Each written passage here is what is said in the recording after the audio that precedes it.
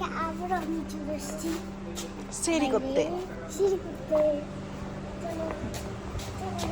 সম্মানিত প্রাণীগুলোও ঘুমিয়ে আছে শুধু টেলার্স বাদ দিয়ে। রাত্রে বাজে এখন 3টা 15 আর আমরা চলে যাচ্ছি সেহরি করতে।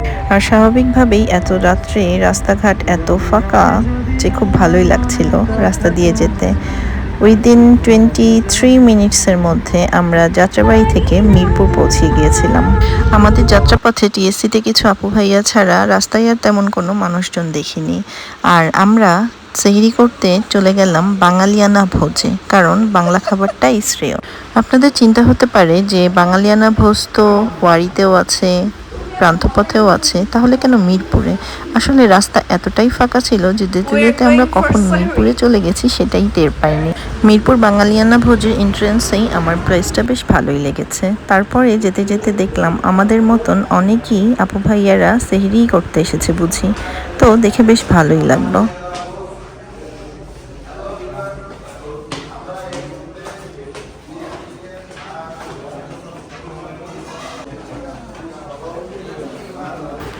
ঢুকতেই কি সুন্দরভাবে আসসালামু আলাইকুম লিখে রেখেছে, বাহ মাশাল্লাহ।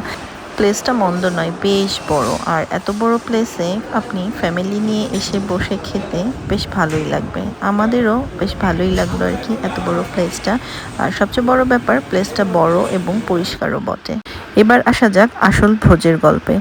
আমরা ফার্স্টেই মেনুটা নিয়ে নিলাম, আর মেনুতে যে ওদের স্পেশাল ভর্তা 11 পদের, এই ভর্তার প্লেটার দেখেই অর্ডার না করে আর মানাই যায় না।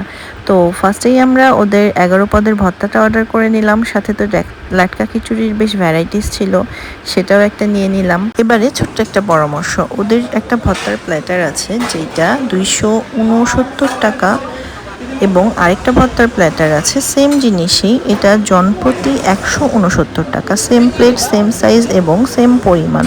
তো আমার মনে হয় না যে একটা ভর্তার প্ল্যাটার নিয়ে একজন শেষ করতে পারবে। তো আচ্ছা, এখানে কি কি ভর্তা আছে বলো? এটা হচ্ছে পেঁপে ভর্তা, এটা কালি জিরা, এটা হচ্ছে ডাল ভর্তা, এটা হচ্ছে, এটা আসলে বুঝতে পারতেছি না, এটা সিম ভর্তা। ভাই এটা কি ভর্তা? ডাল ভর্তা আছে, সিম ভর্তা আছে, টমেটো ভর্তা, মিষ্টি গুঁড়া ভর্তা করবেন। এটা মিষ্টি গুঁড়া ভর্তা। এটা হচ্ছে সিম ভর্তা, এটা শুটকি ভর্তা, এটা আলু ভর্তা, এটা টমেটো ভর্তা, এটা মরিচ ভর্তা। হ্যাঁ, আর এটা হচ্ছে এক্ষেত্রে আমরা কেউ যদি মনে করি যে একটু বেশি খাবো, জনপ্রতি একটা করে প্ল্যাটার নেই, এটার আসলে প্রয়োজন হবে না, কারণ 11 পদের ভর্তা অল্প অল্প করে নিয়ে খেতে খেতেই একজনের আসলে শেষ হবার কথা না। এদিকে আমি আমার প্লেটে সবগুলো ভর্তা অল্প অল্প করে নিয়ে নিলাম, কারণ প্রত্যেকটা টেস্ট করে আপনাদেরকে তো টেস্টগুলো বলতে হবে, তাই না? তাই ফার্স্টেই আমি শুরু করছি ডাল ভর্তা দিয়ে।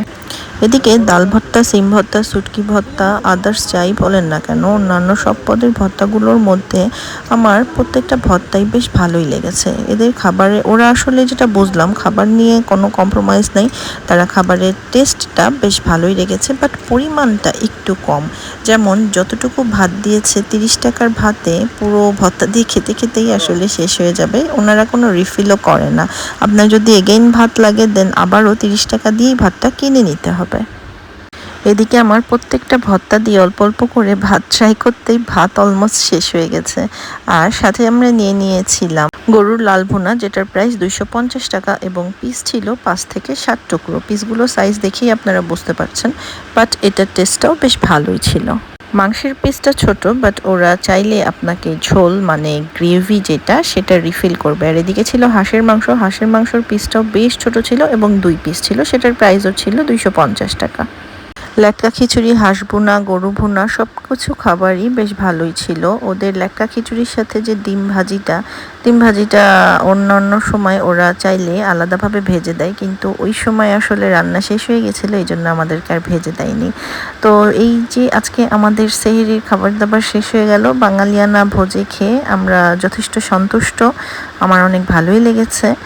আর আজকে এখানেই শেষ করছি, চলে যাচ্ছি বাসায়, কারণ ফজরের ওয়াক্ত হয়ে যাচ্ছে আস্তে আস্তে।